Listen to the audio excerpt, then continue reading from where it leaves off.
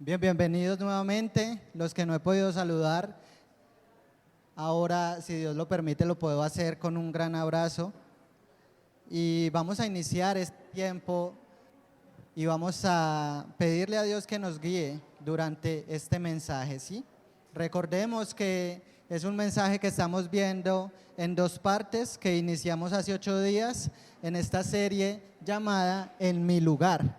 ¿Listo? Entonces estamos viendo la primera parte de la predicación de 10 a 11 y la segunda parte, a las 11 hacemos el tiempo, tenemos nuestro tiempo de alabanza y empezamos de 11 a 12 la segunda parte de la predicación para que estén ahí conectados y no se pierdan ni un solo punto porque son muy enriquecedores para cada una de nuestras vidas. Entonces, hace 8 días veíamos la parte de traicionado por mí y entendíamos y nos quedaba muy claro también que todos somos Judas, ¿cierto? Eso nos quedó muy claro.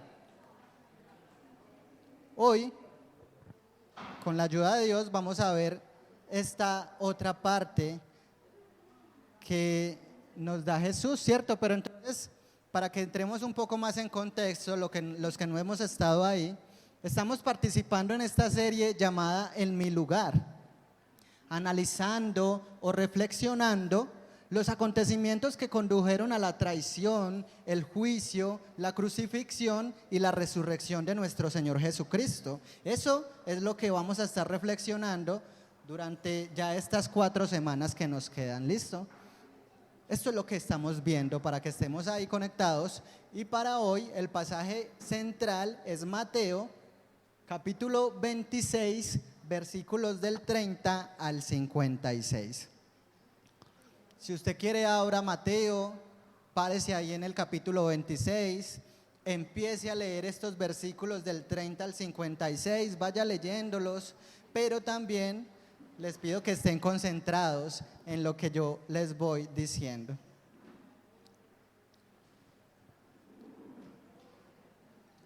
Y por eso lo hemos titulado en esta mañana así, abandonado por mí, porque a medida que vayamos profundizando más en este pasaje, vamos a entender estas palabras de este título que le dimos a este mensaje.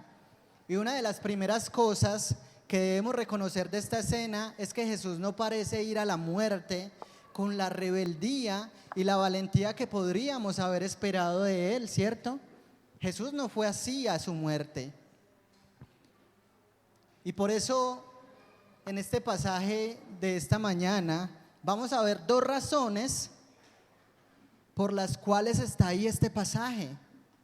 Y la primera razón es esta: para confrontarnos con la magnitud de lo que Jesús hizo por nosotros. Para ustedes, ¿qué es confrontar? ¿Qué es sentirse confrontado? ¿Qué piensan ustedes? Lo primero que se les venga a la mente, ¿qué es ser confrontado?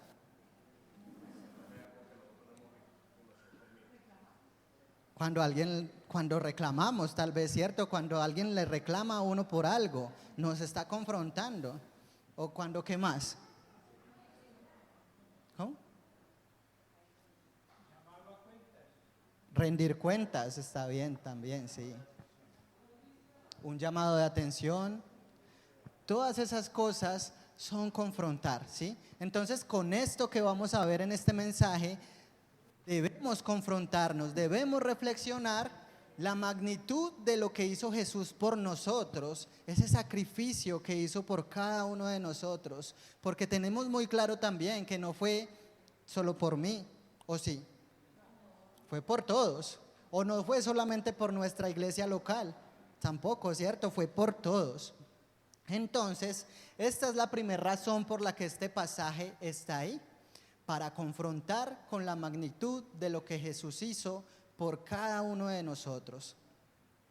Y a lo largo de la historia, muchos otros grandes mártires del mundo murieron con el puño en alto frente al imperio del mal, ¿sí? Murieron de una forma que uno diría, pero qué valentía que tuvo ese hombre. desafiando ese imperio del mal.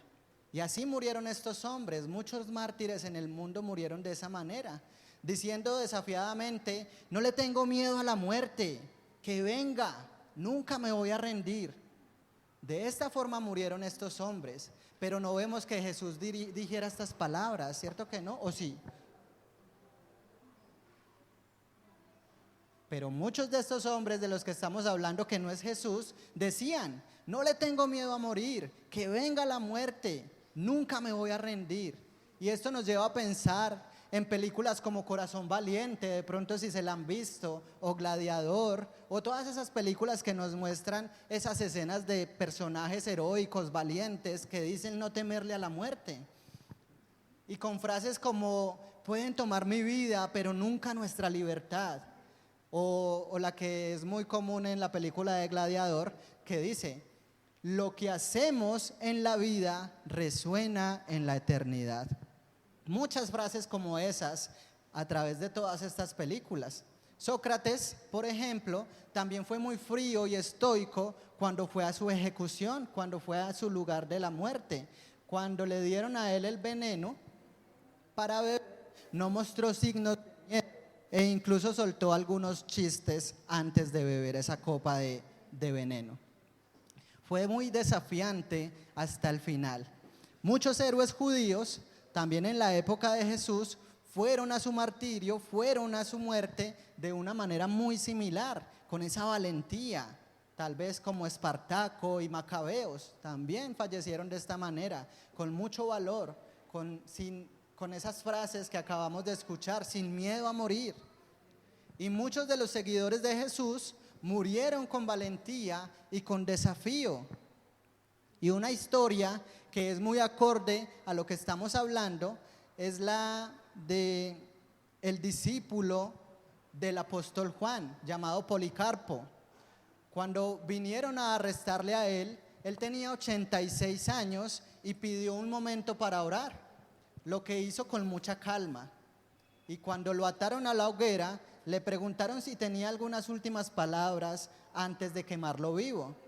Y él dijo en voz alta ante todos los presentes: ¿creen que tengo miedo a este fuego?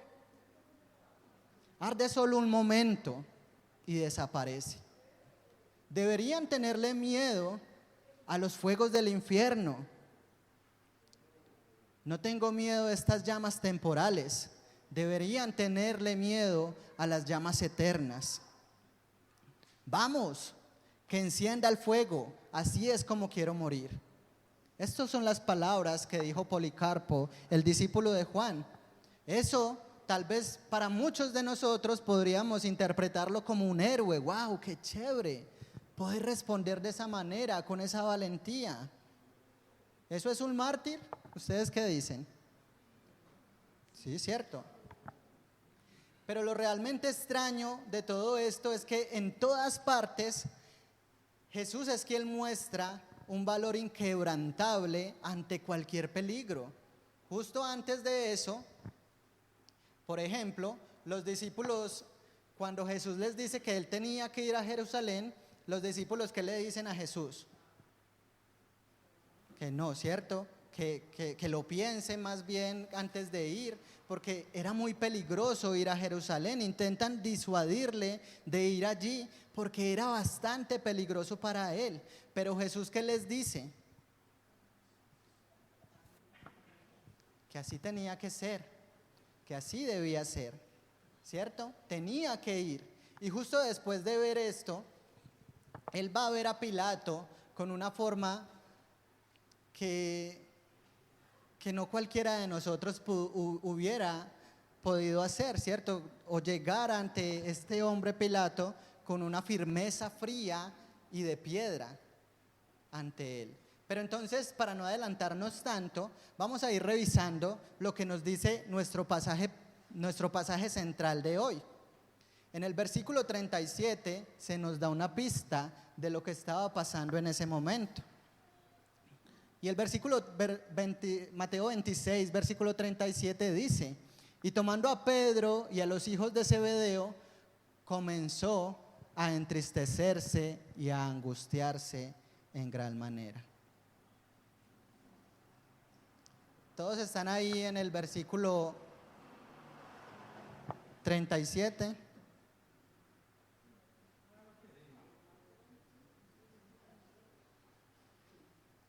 ¿Todos están ahí ya? Listo.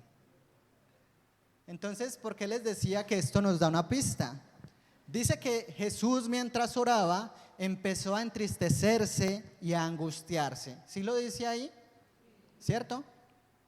Entonces esa palabra comenzó significa que vio algo mientras estaba orando que le asombró, y todo comenzó en ese momento en el cual él se postró a orar allí en el monte.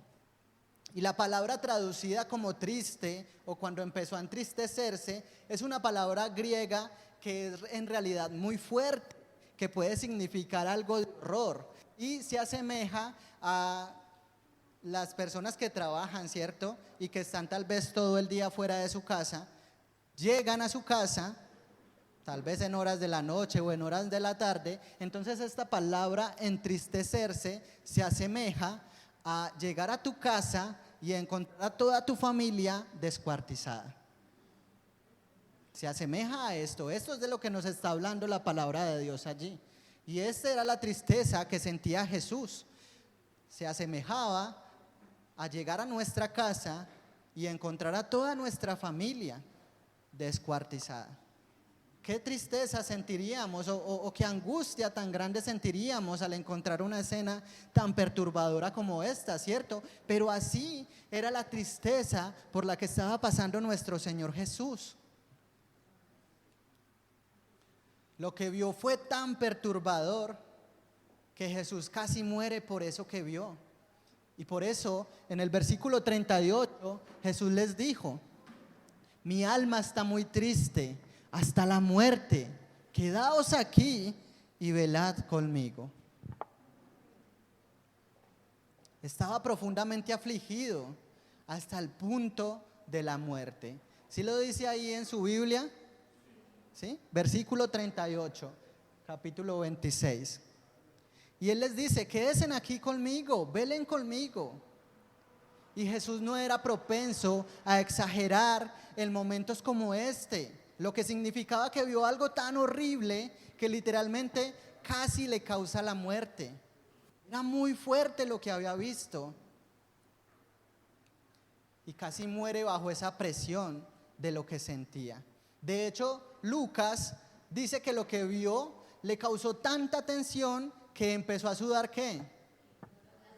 Sangre, ¿cierto? Gotas de sangre. Una condición llamada hematridosis. Es una enfermedad muy fuera de contexto, muy extraña, ¿sí? Que se le da, podríamos decir, en 100 personas le da a una o a ninguna, ¿sí? Entonces esto era lo que estaba pasando Jesús. Esta condición llamada hematridosis es cuando entran en un estado de angustia, de preocupación tan fuerte que sus vasos capilares se rompen y empieza a sangrar por ellos. Y aquí está Jesús,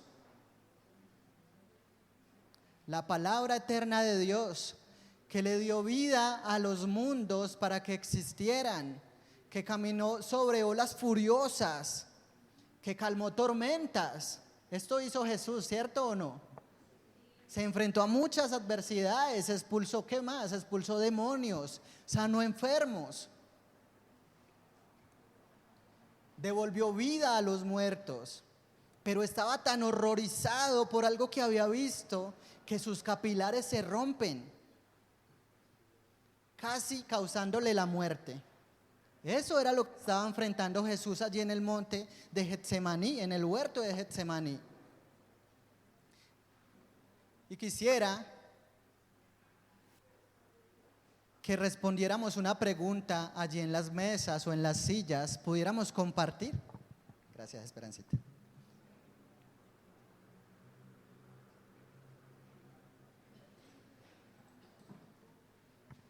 Quisiera que pudiéramos compartir esta pregunta y que pudiéramos reflexionar en ella y compartir lo que se nos venga a nuestra mente sobre esta pregunta. Es muy importante lo que ustedes piensen sobre esto. ¿Qué había visto que le preocupaba tanto? Tanto que sus capilares se rompieron y sudó sangre. Entonces, vamos a iniciar desde este momento a compartir esta pregunta. Tenemos 2 minutos para hacerlo. ¿Listos? Bueno, entonces vamos a escuchar a 2 personas que nos diga qué conversaron en su mesa. O allá atrás también, si conversaron algo. ¿Qué había visto Jesús que le preocupaba tanto? Tanto que le hizo romper sus capilares y sudar en ese momento gotas de sangre. 2 personas que nos compartan, por favor. ¿Quién se anima? Héctor.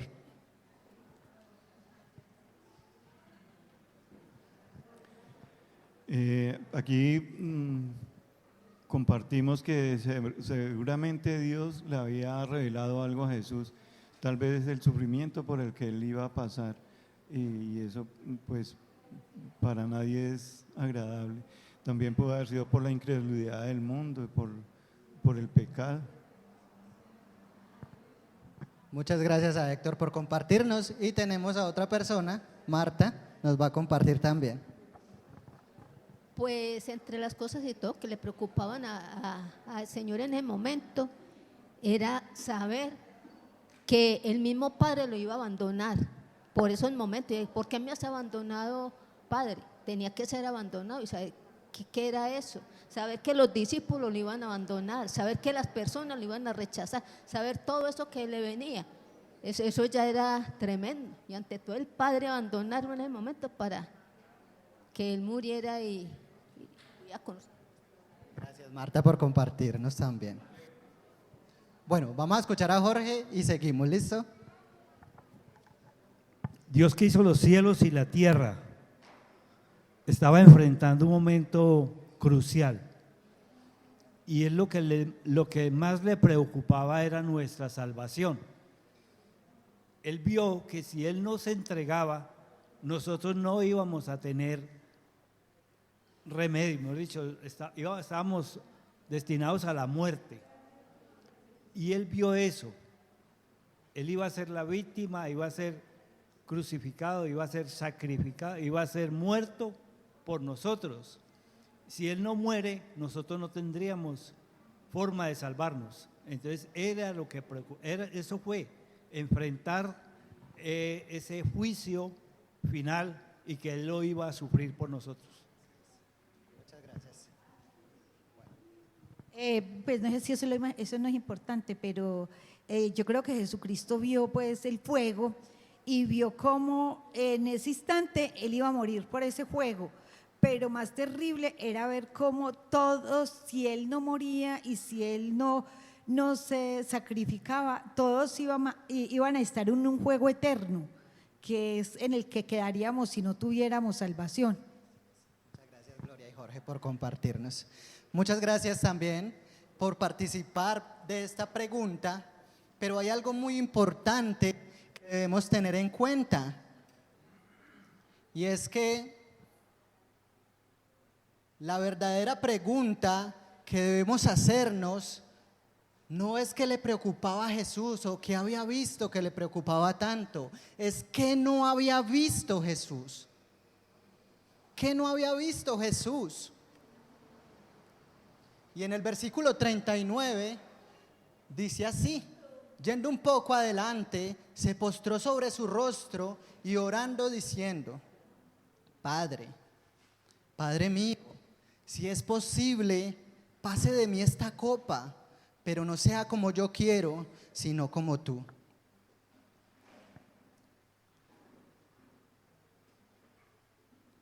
Cuando llamó a Dios su Padre, como había hecho en numerosas ocasiones a lo largo de su vida, no obtuvo respuesta. Y en este momento Jesús estaba refiriendo a Dios como Abba, como su Padre. Y Abba es un término de la más cercana intimidad, de la forma más íntima que uno se puede relacionar como padre e hijo. Pero por primera vez en toda la eternidad, porque sabemos que Jesús es eterno, el Padre, ¿qué hizo? Guardó silencio, ¿cierto?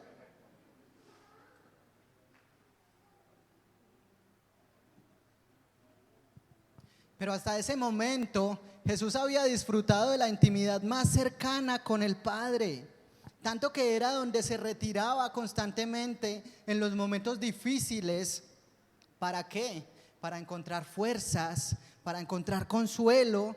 Y el Padre siempre había irradiado apertura hacia él, siempre le respondía, siempre le respaldaba. A veces Jesús incluso lo afirmaba públicamente. Y él decía, si no fuere por el Padre, yo no tendría autoridad sobre ustedes. Eso era lo que pasaba con Jesús. Pero ahora, ¿qué pasaba? Solo silencio, solo soledad. Así que vuelve nuevamente tambaleándose hacia sus discípulos, buscando al parecer algún tipo de consuelo en ellos. Y los despierta porque los encuentra dormidos y les dice, chicos, necesito que estén despiertos conmigo.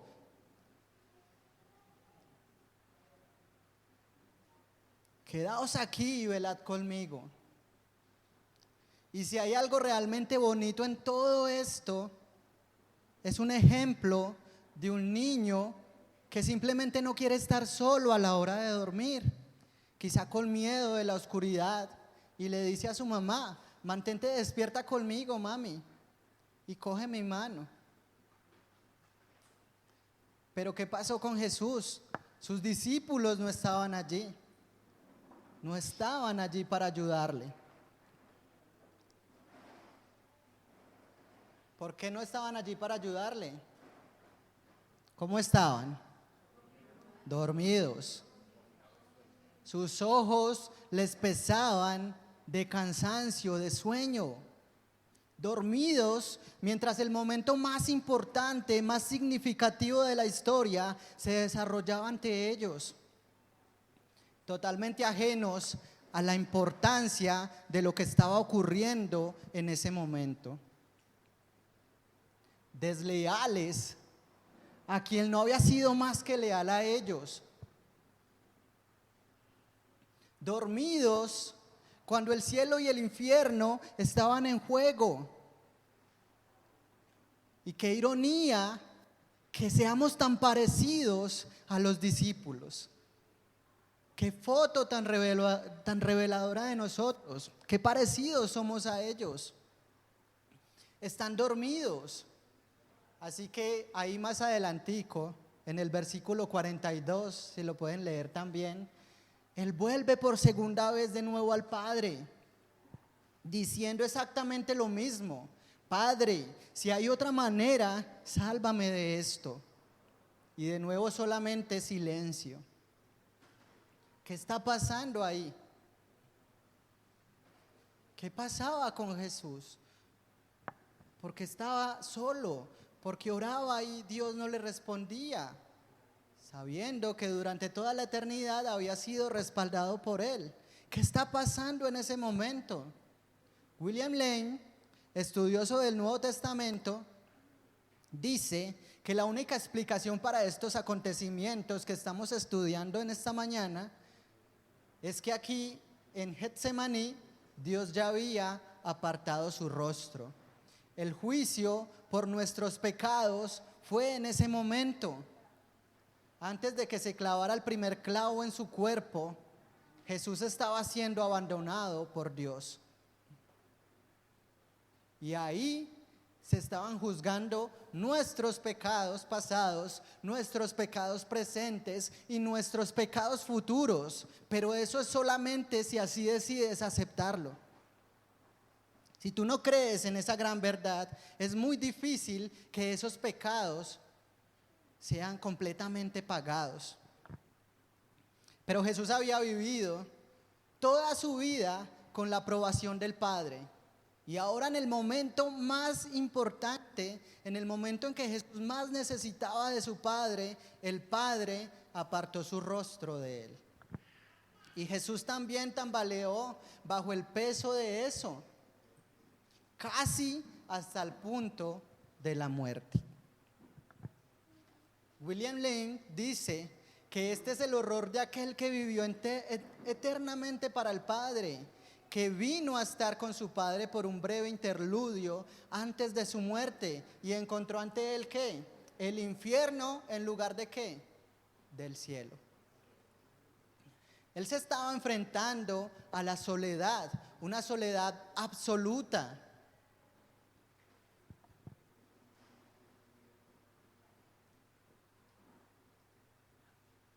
No sé si alguna vez se han sentido completamente solos.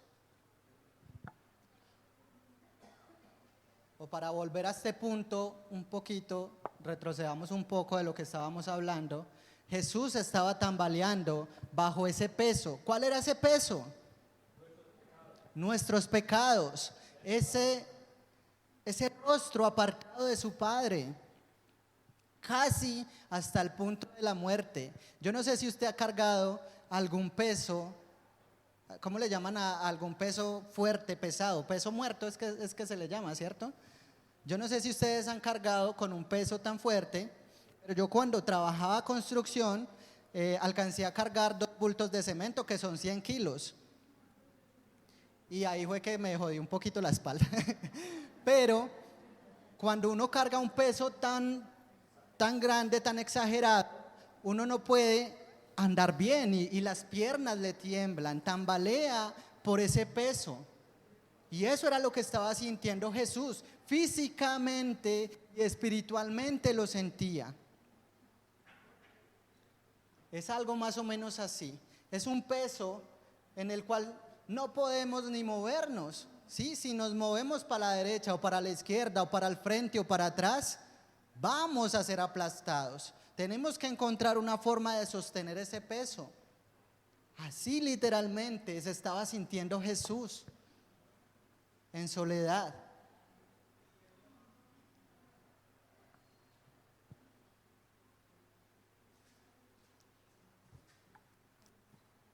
¿Y quién tenía que cargar con ese peso?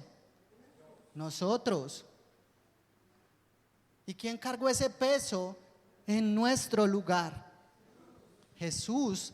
Y era el único que podía hacerlo, era el único con el poder y la fuerza para sostener ese peso en sus hombros. Y por eso les pregunto esto: ¿alguna vez te has sentido completamente solo?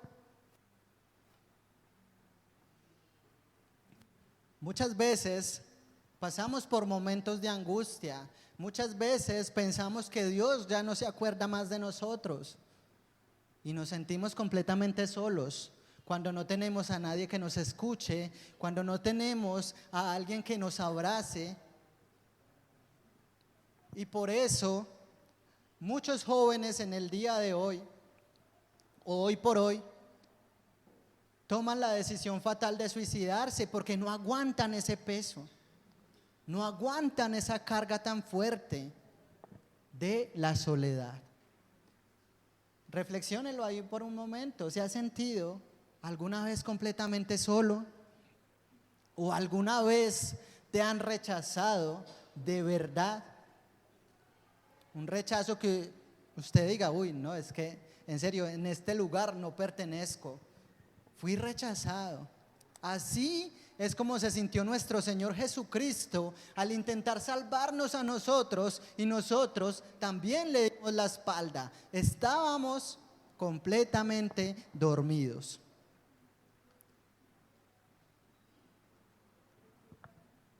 Y quizá ante estas preguntas no hayamos tal vez pasado por algo así.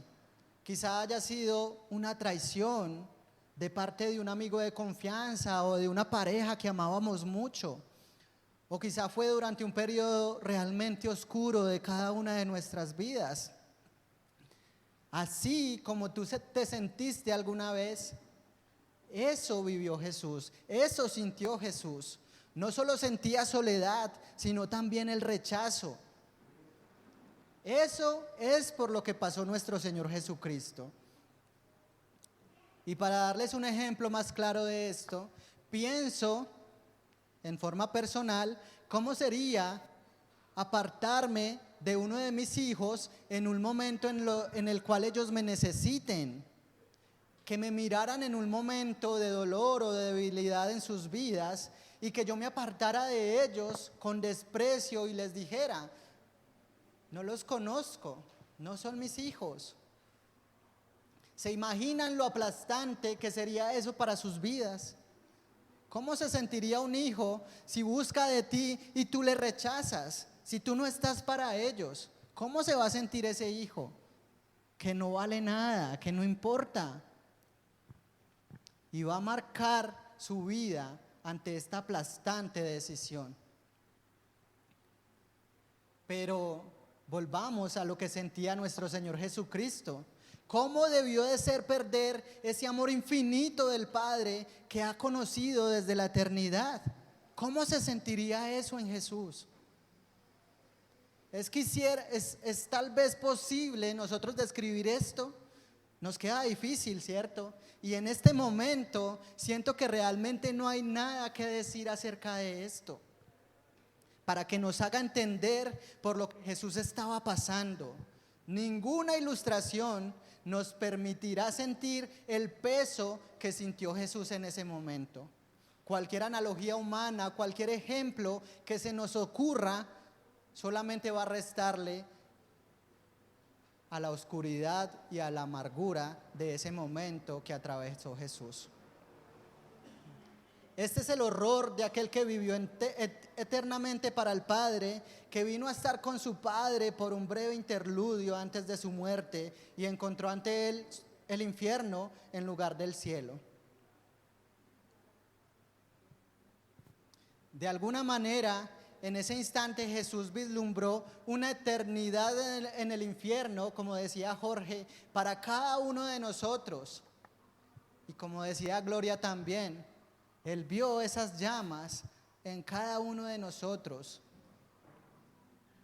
Porque la esencia del infierno es el abandono completo por parte de Dios. Esa es la esencia de lo que llamamos infierno. Cicerón dijo que uno de los objetivos romanos en la crucifixión era la humillación absoluta. Los golpeaban hasta que apenas los pudieran reconocer. También dijo que no era raro en el azote ver una costilla salir volando. Yo no sé si ustedes han visto La Pasión de Cristo, pero es algo más o menos parecido a lo que está hablando Cicerón aquí. No era raro ver una costilla salir volando. Y estamos casi seguros de que Jesús fue al menos parcialmente destripado en ese momento. Una corona de espinas clavada en su cabeza, y el profeta Isaías dice que fue golpeado hasta el punto de que ya no parecía un hombre, ya no podían reconocerlo. Y para ser más exactos, eso está en Isaías capítulo 53 del versículo 4 al 5, si quieren tomar apuntes. Entonces, estaba clavado en una cruz, estaba desnudo en un lugar público completamente a la luz del día. Así que sí, como ustedes se lo están imaginando, así pasó. Los horrores físicos que sufrió Jesús fueron terribles, fueron inhumanos. Pero escuchen esto con mucha atención. Eso no fue en Getsemaní lo que hizo que Jesús tambaleara. Lo que hizo que Jesús tambaleara allí en el huerto de Getsemaní fue el abandono por parte de Dios al que se estaba enfrentando. Ese fue el horror de la cruz para él. Por eso los escritores del Evangelio, honestamente, no se centran mucho en esos aspectos físicos o fisiológicos de la crucifixión. No entran en detalles específicos o sangrientos de lo que fue la crucifixión, porque el sufrimiento físico, por malo que fuera, no era la esencia del Calvario. La esencia del Calvario era el abandono por parte de Dios. Fue abandonado por mi culpa. Y yo quiero que, si es posible, le diga a su compañero, al que usted tiene ahí al lado, fue abandonado por mí.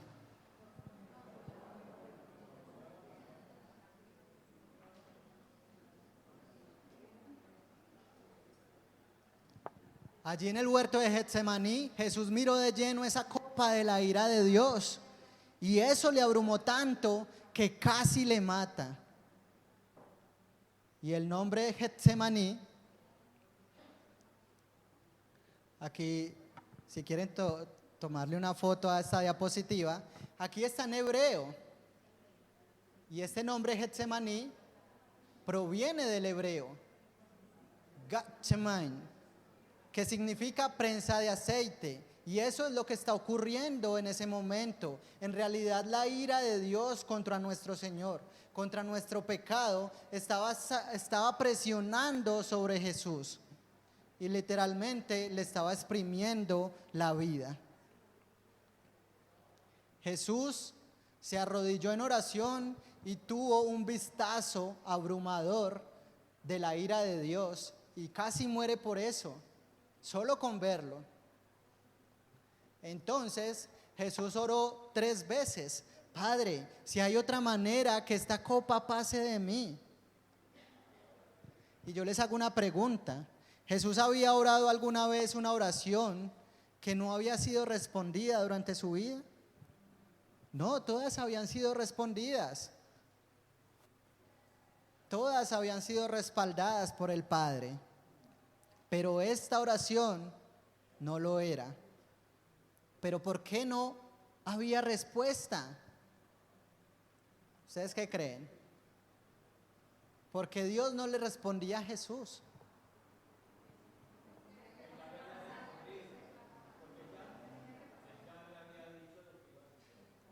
Ya le había dicho lo que iba a suceder, tenía que pasar. Y hay algo muy importante: no había otra manera de salvarnos.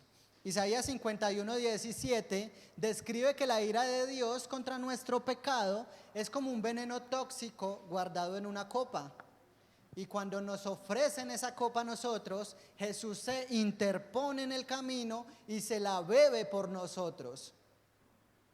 Y yo no sé si usted se ha tomado algo, o una copa de vino, de pronto algún vino rico, delicioso, que haya tenido la oportunidad de tomarse, queda un cunchito, ¿sí? Ese cunchito también se lo tomó para que nosotros no pasáramos por eso. Y si yo hubiera estado allí en ese momento, intentando detener a Jesús, Él me habría dicho: no hay otra manera. Y es porque nuestra salvación era algo que solo Dios mismo podía lograr. Jonathan Edwards planteó la pregunta de por qué Dios abriría a Jesús los horrores de la cruz como estos que estaba experimentando allí en el huerto de Getsemaní. Parece muy cruel y en cierto sentido parece un poco arriesgado. Y tal vez si ver estas cosas crueles que le iban a pasar a Jesús le hubieran hecho cambiar de decisión. ¿O por qué no esperar a que Jesús ya estuviera allí en la cruz para mostrarle todo eso, cierto? Y la respuesta que nos da Jonathan Edwards es que fue para que pudiéramos ver que Jesús podía ir a la cruz voluntariamente, sabiendo perfectamente lo que estaba a punto de experimentar, para que su amor por nosotros se mostrara aún más, para que entendiéramos ese gran sacrificio. Era para que pudiéramos ver hasta qué punto estaba dispuesto a pagar el precio para redimirnos. Fue por eso. Y Romanos 5:8, si pueden buscarlo, dice que Dios nos demostró que aún siendo pecadores, Cristo murió por cada uno de nosotros, aún siendo pecadores. Y Lucas capítulo 22, versículo 43, nos da unos relatos y dice que un ángel vino para fortalecerlo. Le dio fuerzas. Pero si vemos que el autor de Hebreos nos dice en Hebreos 12, versículo 2, que cuando Jesús se levantó de ahí para ir a la cruz, lo hizo ¿cómo? Lo hizo con alegría, lo hizo con valentía, lo hizo con felicidad. Pero a pesar de que ya había pasado por todo eso, ¿cómo recobra esa energía? ¿Cómo recobra ese valor para ir con alegría a la cruz?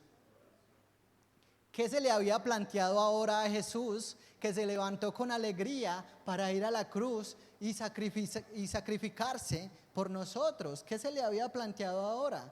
¿Qué vio Jesús que iba a obtener que hiciera que la cruz valiera la pena? ¿O que no tenía Jesús en ese lado de la cruz que ahora tendría de este lado? Y solamente hay una respuesta para esa pregunta. Y también dígale al que está a su lado: eres tú por quien Jesús se levantó alegre. Eres tú por quien Jesús cobró fuerzas. Eres tú por quien Jesús se sacrificó en esa cruz con gozo, sin temor. Y en Primera de Juan capítulo 3 versículo 1 dice así: mirad cuál amor nos ha dado el Padre para que seamos llamados hijos de Dios. Por esto el mundo no nos conoce, porque no le conoció a Él.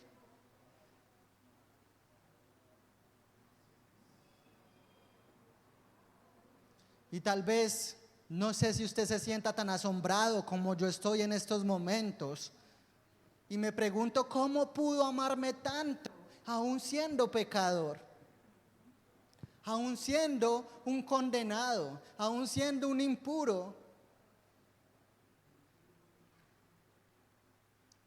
Y lo más importante de esto es que Jesús no tenía lágrimas en sus ojos por sus propios dolores, sino ¿por qué? Sino que tenía gotas de sudor de sangre por los míos. Tomó mi pecado y mi dolor y los hizo suyos, y llevó mi carga al Calvario y sufrió y murió solamente por ti y por mí.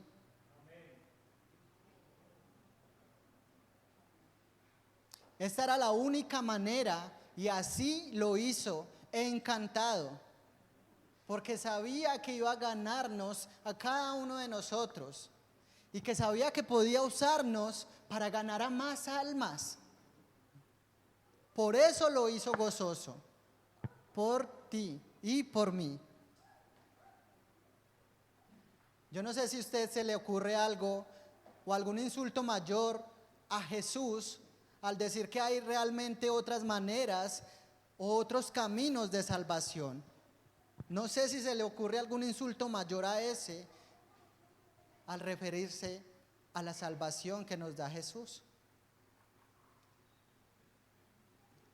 Tal vez muchas veces queremos ser compasivos con otras personas que no tienen este conocimiento que Jesús nos ha entregado. Y dicen: no, es que hay varios caminos, vea, siga Buda, siga el camino de los hindúes, siga el camino de los monjes, tal vez otros caminos lo van a llevar a la salvación, pero no hay mayor insulto que este para Jesús, sabiendo que hizo ese gran sacrificio por cada uno de nosotros. Otras maneras de salvarnos no había. Entonces dejemos de intentar actuar como si fuéramos más amorosos que nuestro propio Señor Jesucristo. Dejemos de intentar de actuar de esa manera. Dejemos más bien de discutir y quedémonos asombrados por ese maravilloso amor que Dios tiene por nosotros. No es un momento para ponernos a filosofar y a especular sobre cómo lo habríamos hecho. pero sí es un momento para que lo recibamos con humildad. Y este pasaje que acabamos de leer nos muestra el increíble amor que Jesús sentía y siente por cada uno de nosotros.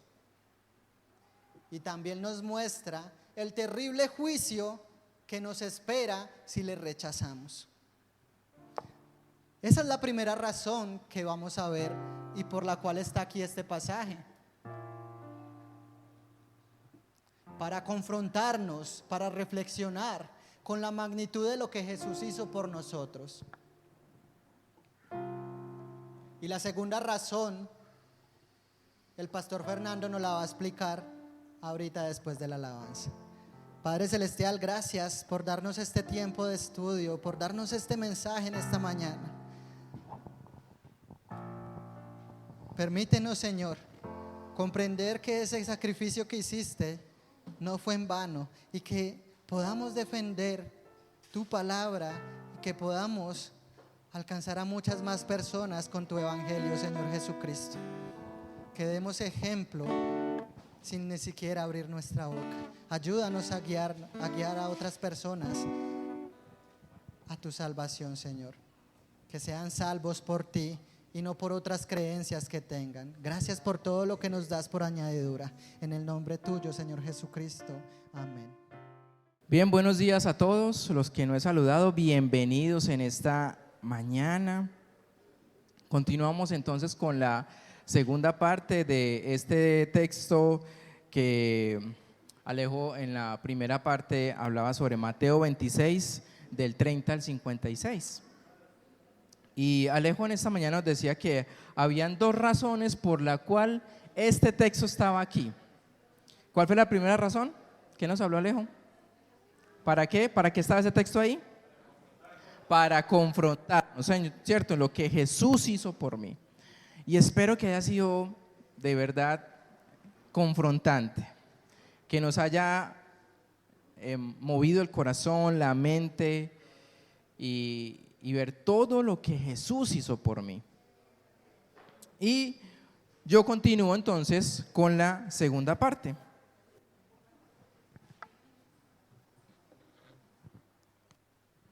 Y la segunda razón por la cual este texto está allí, sobre este tema que estamos hablando, abandonado por mí, es para mostrarnos cómo responder a lo que Jesús hizo por mí.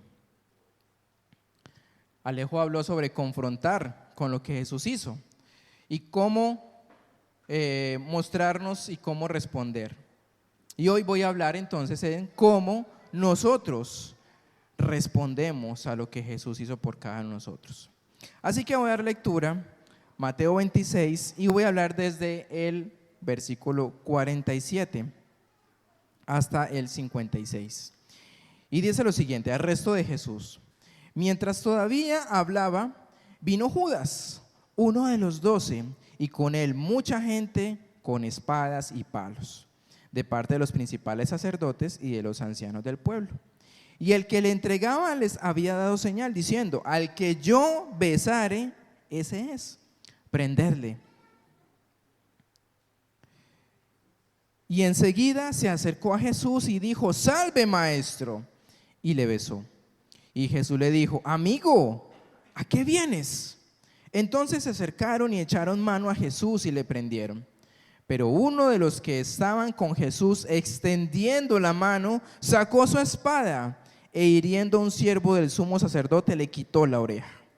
Entonces Jesús le dijo: vuelve tu espada a su lugar, porque todos los que tomen espada, a espada perecerán.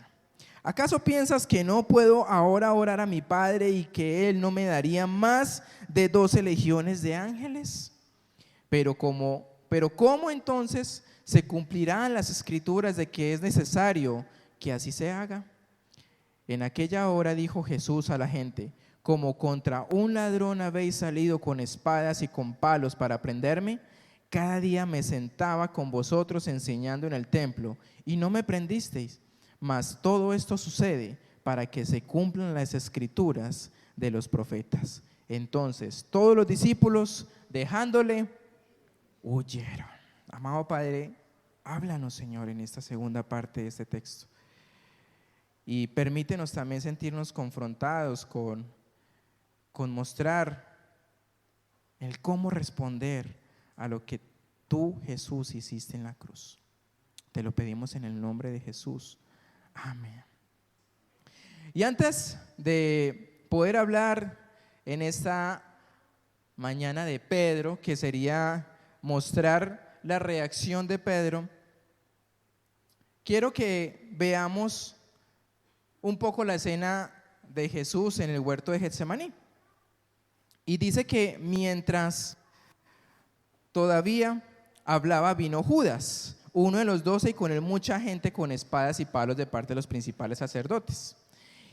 Versículo 48, el que le entregaba le había dado señal diciendo, al que yo besare, ese prenderle, y enseguida se acercó a Jesús y le dijo, salve maestro, y le besó. Aquí hay un hecho muy importante, y uno de los eruditos judíos llamado Moisés Aberbach escribe que en ningún caso, en ningún momento, un discípulo debía saludar primero a su maestro.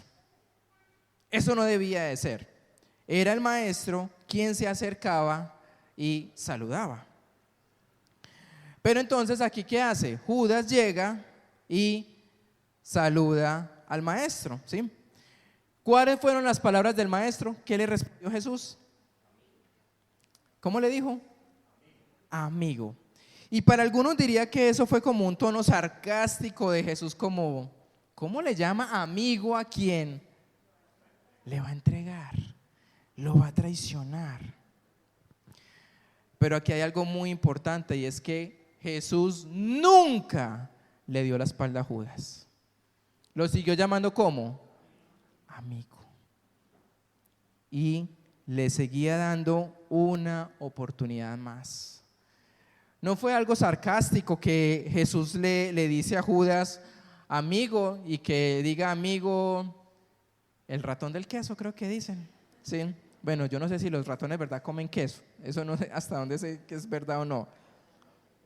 Pero Jesús nunca le habla con palabras sarcásticas, lo habla desde su corazón de, todavía te amo, todavía eres parte fundamental de mí. Y Jesús le da otra oportunidad a Judas. ¿Y qué hace Judas? La rechaza.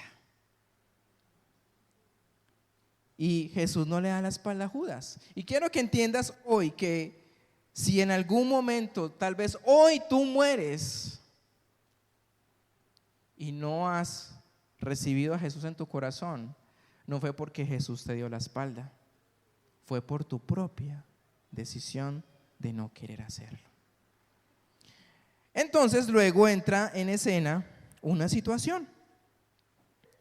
Dice, pero uno de los que estaban con Jesús extendiendo la mano, ¿quién creen que fue? El texto no nos lo dice, ¿cierto? Dice que uno, pero si nos vamos a otro de los evangelios, el evangelio de Juan, Juan sí relata que fue Pedro. Juan sí dice que Pedro, ¿qué hizo? Desenvainó su espada, ¿y qué hizo? Algunos dicen que él le fue al cuello. Tal vez la persona giró y le cortó la oreja. Pero Pedro dice que fue aquel que reaccionó en ese momento. ¿Cuáles fueron las palabras de Jesús? Bien, Pedro, me estás defendiendo. ¿Qué le dice Jesús? Primero, guarda tu espada. Porque al que a espada muere, ¿cómo es? Mata, a espada muere. Perecerá, ¿cierto? Y luego Jesús dice, ¿es que acaso yo necesito que me defiendan? Yo tengo ¿cuántas legiones? 12. Una legión, ¿sabe cuántos equivale? 5,000 soldados. 5,000 por 12, matemáticos. 60,000 ángeles en el cielo que en cualquier momento Jesús da la orden y ¿qué? Y ya, llegan. Si usted va a Apocalipsis capítulo 7, dice que con solo 4 ángeles podría haber juicio en toda esa tierra. Y Jesús le dice, mire, yo tengo 12 legiones que me podrían defender. Y sin embargo, no lo hace. ¿Por qué? Porque Jesús tiene mucho poder y no está muriendo porque le hayan atrapado en una mala situación. ¿Y cómo dice al terminar esta parte de las Escrituras? Porque Jesús dice que era necesario que se cumpliera. Y toda esta escena ya estaba escrito. Si va a Zacarías 9, nos dice que el Mesías sería traicionado por 30 piezas de plata. Si va a Isaías 53, nos dice que el Mesías sería herido por nuestras transgresiones. Si va al Salmo 22, explica que las ropas del Mesías serían divididas. Y casi 300 profecías más. Pero Pedro y ninguno de los otros discípulos lo ve de esa manera. Lo ve como algo que él dice, yo estoy aquí para salvarte, Jesús. Por eso desenvaino mi espada, porque ellos son malos y nosotros ¿qué? Somos de los buenos. Pero qué tan equivocado estaba Pedro. Y así como la semana pasada vimos que todos éramos Judas, hoy quiero decirles que todos somos ¿quiénes? Pedro. Y Pedro tiene una comprensión errónea de 2 cosas. La primera, una comprensión errónea de su propia condición. Porque cuando Pedro saca la espada, está diciendo, Señor, estoy contigo y a ti no te va a pasar absolutamente nada mientras yo esté aquí. Yo soy bueno, ellos son malos, ellos te están prendiendo y yo voy a hacer justicia. Así que ejecutemos el juicio juntos sobre estas personas que son malas. Pero Jesús le está diciendo, Pedro, es que no hay buenos. Y la única forma en que puedo salvarte es ir ¿a dónde? A la cruz. Y necesito ir a la cruz. Y Pedro no entiende el evangelio y la sustitución, que Jesús tenía que ir en el lugar de Pedro, porque él sigue creyendo en un evangelio de la autosalvación. ¿Qué quiere decir eso? Que yo puedo hacerlo. Yo puedo ganarme la salvación. Por mis propios medios, por mi propia fuerza, puedo ganarme. Y cuando una persona cree en la autosalvación, cree que es una persona buena, ¿será que necesita un salvador? No necesita. ¿De quién le salve? Porque cree que es lo suficientemente bueno para salvarse. Así que si esa persona se siente buena, siempre va ¿a qué? A empuñar su espada. ¿Y cómo la empuña? Él justificando lo que hace y diciendo, los demás son malos y ¿quién? Yo soy bueno. Y se compara con otras personas. Menosprecia a los demás. ¿Con qué? Con juzgar. Y gracias a Dios que Jesús salva a los malos, porque es el único tipo de gente que existe. Y como Pedro, muchos de nosotros dividimos el mundo en 2 tipos de grupos. ¿Cuáles cree que son? Los malos y ¿quiénes? Y nosotros. Los malos son esos que están en la calle delinquiendo, haciendo cosas malas, mi vecino, mi compañero de trabajo, mi familiar. Esos sí que necesitan de Dios. Por eso sí que murió Jesús, porque esos son demasiado malos. pero tal vez no empuñamos una espada literal, pero juzgamos a ellos porque hacen cosas malas. ¿Lo hacemos en alguna ocasión? ¿Juzgamos a las personas? Por las apariencias, por lo que dicen. Es que yo no lo hago, pero esa persona sí. Así que bajo el juicio de Dios no hay personas buenas, solo hay personas malas. Y ninguno de nosotros merece enfrentar a otro con la espada. Por eso decimos que Jesús no solo murió por nosotros, murió por cada una de las personas que han entendido que la autosalvación no es lo correcto. Así que vemos cómo Pedro ve su propia condición y dice, es que yo soy ¿qué? Bueno. Y los que vienen a aprenderle, vienen a acoger a Jesús, son personas malas. Y estaba totalmente equivocado Pedro. Y lo segundo es que Pedro no entiende el poder del reino. Pedro piensa que al empuñar su espada va a lograr cambios en el mundo. Va a lograr cambios en que a Jesús no se lo vayan a llevar. Y es a través de la fuerza. Y hay personas que dicen, es que si no es con la fuerza, no hay cambios.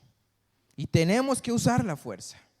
Pero Jesús dice, con mi muerte voy a liberar un poder mayor que la espada, más que 12 legiones de ángeles.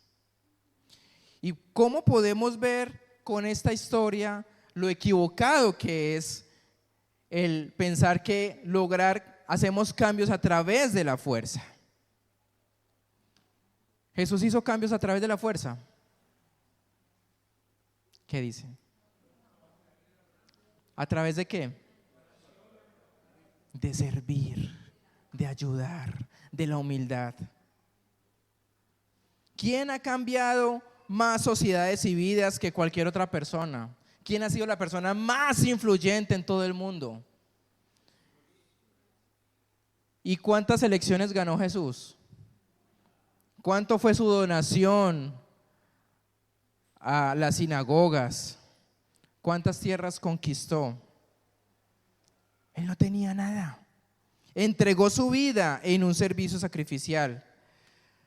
Mahoma, el fundador del Islam, él llegó a caballo y conquistó ciudades. ¿Jesús en dónde nació? En un pesebre. Y lavó los pies de sus discípulos.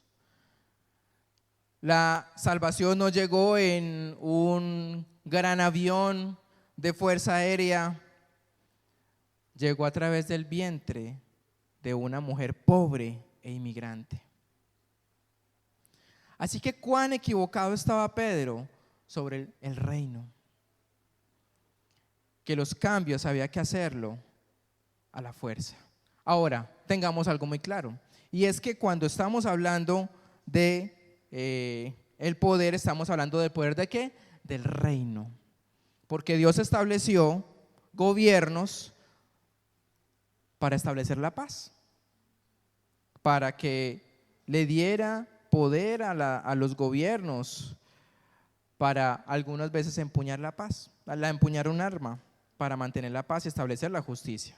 Aquí estamos hablando del poder del reino.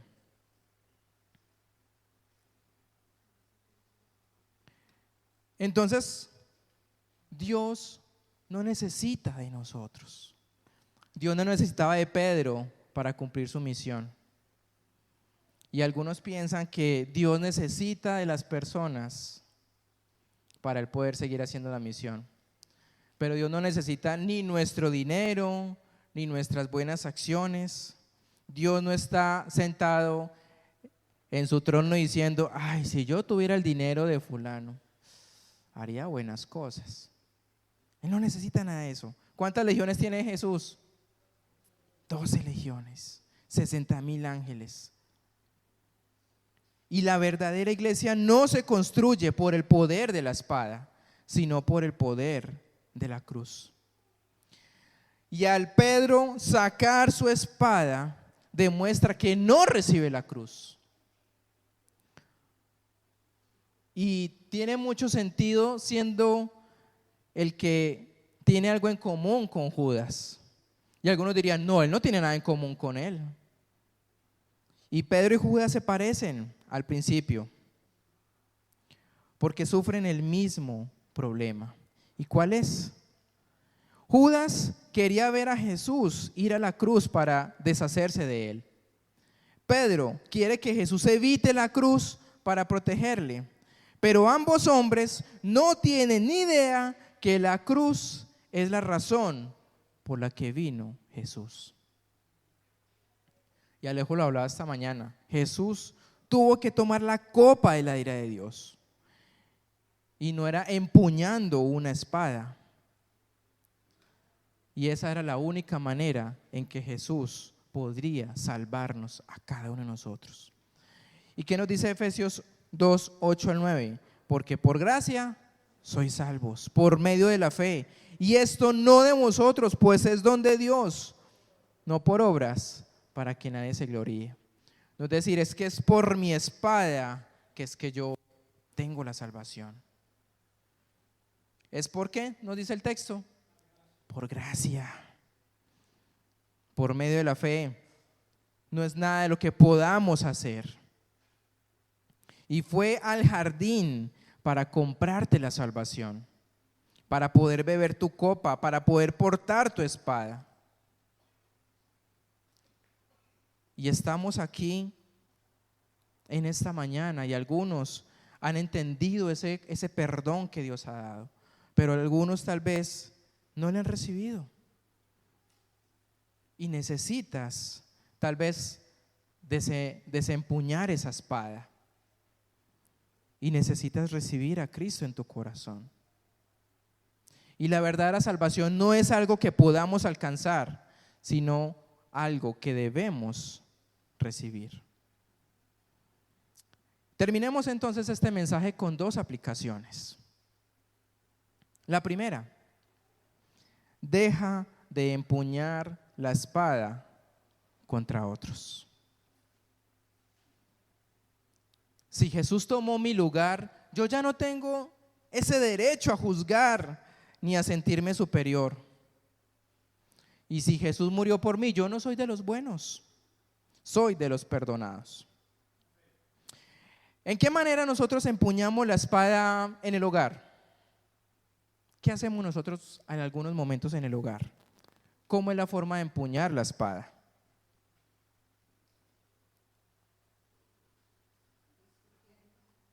Discutiendo. ¿Qué más? Recuerden, la espada es como el juicio que hacemos en que yo soy mejor que otras personas. Criticando, ¿sí? Ahí estamos empuñando la espada. Cuando juzgamos a la esposa o al esposo por errores que nosotros ¿qué? También cometemos. ¿Pasa en el hogar? En la iglesia. Cuando criticas a otra persona porque dices que esa persona no es tan espiritual. Es que esa persona se ve que cada vez que cantamos es así. Y yo sí soy casi llorando. ¿Ahí qué estamos haciendo? Empuñando la espada, creyendo que somos ¿qué? Mejores que otras personas. En redes sociales, cuando atacan a otra persona porque piensa diferente, porque habla diferente. Ahora en el trabajo, cuando te sientes moralmente ¿qué? Mejor que tus compañeros. Es que mis compañeros, uy, esos sí son un desastre, pero yo, ay, gracias a Dios, yo no soy como ellos. ¿Qué estás haciendo ahí? Empuñando la espada. ¿Qué vamos a hacer entonces esta semana? En lugar de criticar, ora por alguien que normalmente tú juzgarías. Identifica a quién estoy atacando con la espada en mi corazón. ¿A quién estoy juzgando? ¿Por qué me estoy creyendo mejor que esa otra persona? Si Jesús vino por esa persona y vino por mí, no somos nada diferentes. La diferencia es que yo ya me siento como perdonado. Y esa persona necesita perdón. Pero no soy yo quien debe de juzgar a otra persona o a otros. Aplicación número 2. Cambia la manera en que quieres producir cambios. Muchos queremos resultados correctos, pero usamos métodos ¿qué? Equivocados. Y el reino de Dios no avanza por presión, avanza por transformación. Y muchos queremos que las cosas cambien, sí, en la casa, en el trabajo, en el conjunto tal vez donde vive, familiares, quieren que cambien, pero seguimos intentando cambiarlas a las maneras del mundo, no a la manera de ¿quién? De Jesús, de la cruz. Tengan eso presente, la espada busca controlar conductas, pero la cruz transforma corazones. Pedro pensó, ¿esto cómo se arregla? Esto se arregla a machetes, ¿sí? Peleando. Pero Jesús le dice, esto se muestra entregándose. Pedro confía en la fuerza. Jesús revela el poder del sacrificio. ¿Cómo en nuestra cotidianidad hacemos que cambiemos la manera en que quiera producir cambios? Vamos nuevamente en el hogar. Tú quieres que tu familia cambie. Tú quieres que tu esposa cambie, que tus hijos cambien. Pero ¿qué ocurre? Y lo intentas, y lo intentas, y lo intentas. Pero ¿qué pasa? No se cambia. ¿Por qué? ¿Ah? Mal ejemplo. Entonces, ¿cómo se llamaría eso? ¿Quién tiene que cambiar? La persona, ¿sí? ¿Por qué? Porque quieres que tu familia cambie, pero levantas la voz, presionas, exiges. ¿Y así el hogar va a cambiar? Pero tú quieres que las cosas cambien, ¿sí? Quieres que produzcan cambios, pero estás haciéndolo de manera equivocada. ¿Estás haciendo como quién? Como Pedro. Que las cosas cambien, pero bajo nuestros propios métodos. Jesús, ¿qué dice? ¿Quieres que tu hogar cambie? ¿Qué deberíamos hacer? Cambia primero nosotros. ¿Cómo lo hacemos? ¿Cómo cambiamos primero nosotros? ¿En qué maneras? Actitudes. ¿Qué más? ¿Cómo? Juicios. Más. ¿Qué más? Cosas prácticas. ¿Qué hacemos? ¿Qué más? Conductas. Servir, ayudar. Forma de hablar, ¿sí? Amar, ser ejemplo, ser coherente. En el trabajo, ¿quieren que te respeten? Primero, empieza a respetar los pensamientos, las palabras que dicen otras personas. Pero quieres que te respeten, pero impones y eres duro y drástico con las personas cuando se equivocan. Y Jesús dice, gana influencia con carácter. En la iglesia, tú quieres que otros crezcan. Queremos ver una iglesia que verdaderamente gente sea apasionada por servir. ¿Cómo debemos empezar nosotros entonces? Sirviendo cada uno de nosotros. Quieres que otros crezcan, pero cuando les ves un mínimo error, los juzgas y los tratas con dureza. Porque es que la Biblia dice que hay que corregir, hay que confrontar. Pero lo haces ¿qué?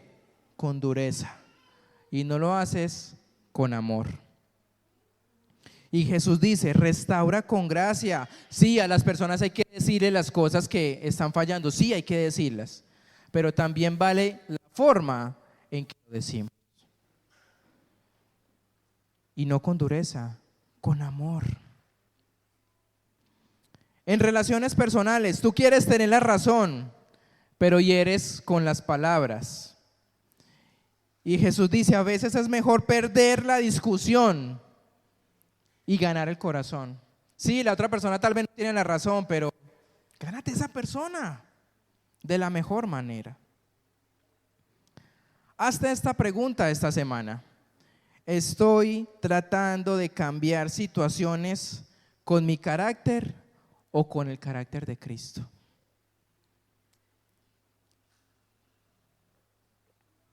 Es que yo quiero que mi hijo cambie, que mi esposa cambie, que mi esposo cambie, que mis hermanos cambien. ¿Qué estás haciendo entonces? ¿Qué están viendo ellos en ti que es equivocado?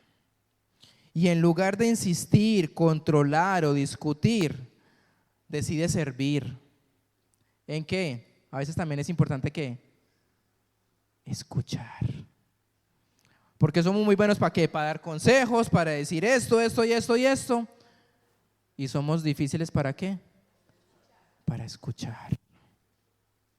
Y a veces las personas solo necesitan eso, ser escuchadas. Responde con gracia. La espada cambia comportamientos por fuerza, pero la cruz transforma vidas ¿desde dónde? Desde adentro. Y Pedro sacó la espada porque no entendía la cruz. Y muchas veces hacemos lo mismo. Queremos resultados de Dios, pero con métodos del mundo. Y Jesús vino a enseñarnos Jesús no vino a enseñarnos a controlar, vino a enseñarnos a rendirnos, a servir. Él no conquistó el mundo con poder, Él transformó el mundo con amor. Hay una ilustración de un hombre que durante años intentó cambiar a su hijo, un hijo rebelde. ¿Y qué hacía este hombre? Lo castigaba, lo presionaba, le gritaba. ¿Y qué creen que pasaba? Nada cambiaba. Un día alguien le dijo: has intentado controlarlo toda la vida. ¿Ya intentaste amarlo como Dios te ama a ti? Ese momento ese hombre hizo clic. Y ese padre empezó a cambiar. Dejó de gritar. ¿Empezó a qué? A escuchar a su hijo, a servirle, a acercarse con paciencia. ¿Qué creen que pasó? ¿Qué creen? ¿Lo cambió o no lo cambió?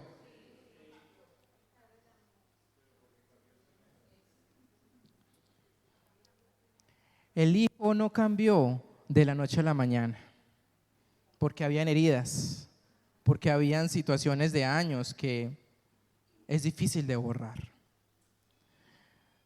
Pero ¿sabe qué sí pasó? Que este hijo empezó a abrir su corazón a su padre, a tenerle confianza. ¿Y por qué? Porque hay puertas que la fuerza nunca abre. El hecho de gritar, de golpear, de decir inútil, de decir tú no sirves para nada, eres una carga, son frases muy fuertes. Y luego dicen, es que yo quiero que mi hijo cambie. Y por eso lo trato ¿con qué? Con dureza. Para que entienda y aprenda cómo es la vida. ¿Qué estás haciendo ahí? Según lo que estamos hablando del texto. Empuñando la espada. Hacerlo a tu manera. Y estás siendo como Pedro. Porque estás viendo tu propia condición, tu forma de vivir. Es que mi papá me trató de esa manera y así trato también a mi hijo, a mi hija. Y no estás viendo lo importante que es la cruz. Entender que Jesús fue a la cruz por amor. Y por amor nosotros amamos a nuestros hijos. ¿Se equivocan? Sí. ¿Toman malas decisiones? Sí. Pero los amamos. Queremos lo mejor para ellos. Así que no pidas cambiar a otros cuando tú no has cambiado y sigues una y otra vez desenvainando la espada, hiriendo no a un hombre la oreja, pero sí hiriendo a personas. ¿En dónde? En el corazón. Jesús no tomó la espada. ¿Qué hizo él? Tomó tu lugar. Ahora la pregunta es, ¿vas a seguir viviendo con la espada? ¿O vas a empezar a vivir desde la cruz? ¿Cómo va a ser tu forma de vivir? ¿Cómo quieres vivir? ¿Quieres vivir como Pedro? Entendiendo que es por tus propias fuerzas, por tu propia justicia el hacerlo. ¿Qué es lo que quieres hacer?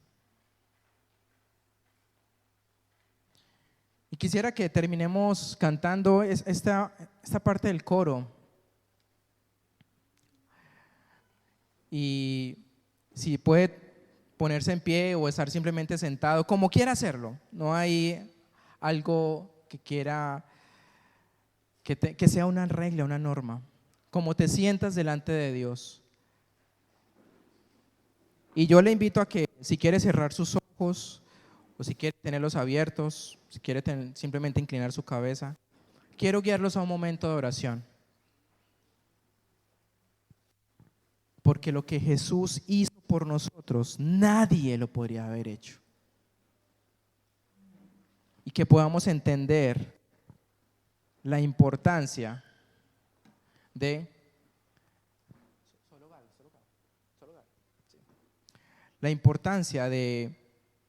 la cruz, la importancia de lo que Jesús hizo por mí. Y amado Padre, en esta mañana venimos ante ti, reconociendo que en algún momento de nuestras vidas hemos sido Pedro. Hemos empuñado esa espada creyéndonos mejores que otros, mejor que nuestro esposo, que nuestra esposa, que nuestros hijos, que nuestros padres, que nuestros hermanos, compañeros de trabajo, que somos moralmente mejores que otros y que tal vez a algunos les cuesta entender el significado de la cruz. Y Señor, tal vez no queremos ser más como Pedro. Queremos entender el gran significado que tiene la cruz. Por eso, como dice esta canción, hoy nos postramos ante ti, porque entendemos el significado de la cruz. Y hoy nos postramos. Y entender ese significado que para muchos hoy de Domingo de Ramos, de sentir que es una semana para celebrar, para reconectar tal vez contigo, hoy entendemos ese gran significado de la cruz. que nos confronta, que nos lleva a querer hacer cambios diferentes. Y por eso estamos en esta mañana aquí. Y queremos terminar este tiempo cantando. Y si alguno quiere expresarlo por medio de esta canción, si alguno simplemente quiere escucharla, no se desconecte de eso tan importante que ha hecho Dios con nosotros.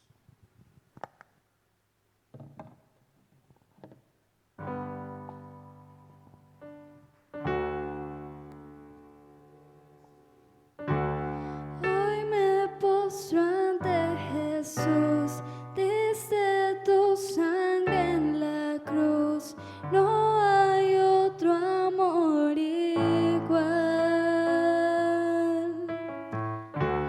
Él murió y resucitó, sobre la muerte venció, nada me separará.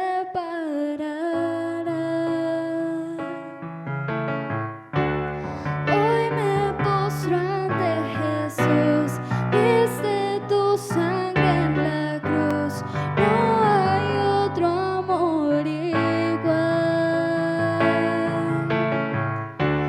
Él murió y resucitó, sobre la muerte venció, nada me separará.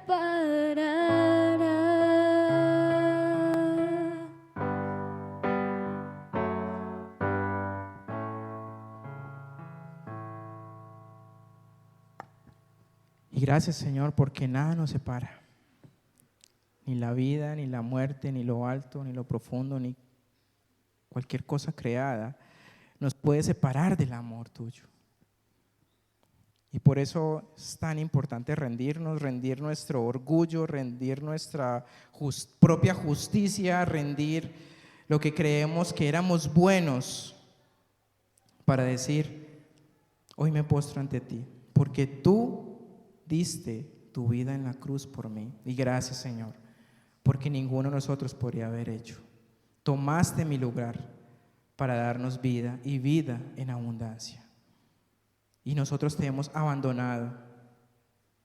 Hemos en algún momento desechado la cruz, pero hoy venimos a ti para entender que la cruz toma significado para nosotros. En el nombre de Jesús hemos orado.